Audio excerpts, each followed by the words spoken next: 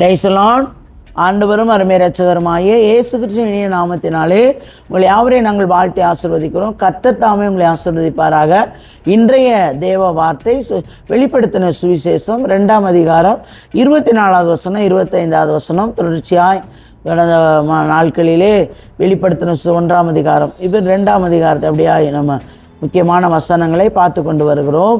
நியாயத்திராவிலே இந்த போதகத்தை பற்றி கொள்ளாமலும் சாத்தானுடைய ஆழங்கள் என்றும் அவர்கள் சொல்லுகிறார்களே, அந்த ஆழங்களை அறிந்து கொள்ளாமலும் இருக்கிற மற்றவர்களாகிய உங்களுக்கு நான் சொல்லுகிறதாவது, உங்கள் மேல் வேறொரு பாரத்தை சுமத்த மாட்டேன். அல்லேலூயா. நல்லா கவனிங்க.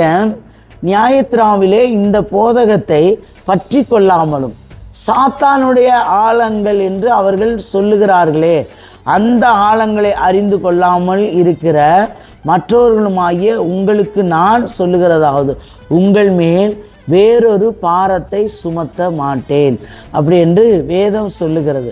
அப்போ என்னன்னா பாருங்க, அநேக ஆண்டோடைய வார்த்தைகளை புரட்டி பேசுகிறாங்க. புரட்டி பாருங்க, இந்த வேதத்தில் இல்லாத வார்த்தைகளை சில பேர் புரட்டி பேசுகிறார்கள். அப்படிப்பட்டவர்களுக்கு கர்த்தர் உண்மையுள்ளவராக இருக்கிற தேவன் அல்ல. அல்லேலூயா.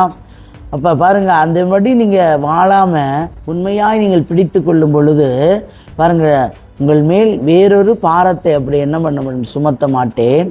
உங்களுக்குள்ளதை நான் வருமளவும் பற்றி கொண்டிருங்கள். உங்களுக்குள்ளதை வருமளவும் பற்றி கொண்டு இருக்கும் பொழுது கர்த்தர் உங்களை கொண்டு பெரிய காரியம். அப்போ ஒவ்வொருவருக்கும் ஒவ்வொரு வெளிப்பாடுகளை கொடுத்திருக்கிறார் கர்த்தர். அல்லேலூயா.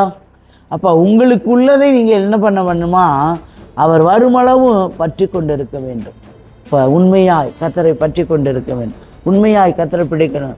செபிக்கிறதுல உண்மை, வேதம் வாசிக்கிறதுல உண்மை, அப்போ எல்லா குடும்பத்தில் உண்மை, எல்லா சூழ்நிலையிலும் அவரை பற்றி கொண்டு இருக்கும் பொழுது அவர் சொல்லுகிறார், உங்களுக்குள்ளதை நான் வருமளவும் பற்றி கொண்டிருங்கள்.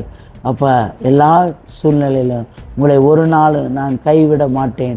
கைவிடாத தேவனாக இருந்து உங்களை நடத்துகிற தேவனாக இருக்கிறேன் என்று கர்த்தர் சொல்லுகிறார்.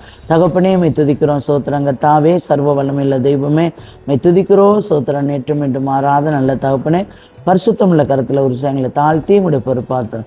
தேவன் பொறுப்படுங்க, ஆசீர்வதிங்க. இயேசுவின் நாமத்தில் நிச்சயமுள்ள நல்ல பிதாவே. ஆமேன், ஆமேன்.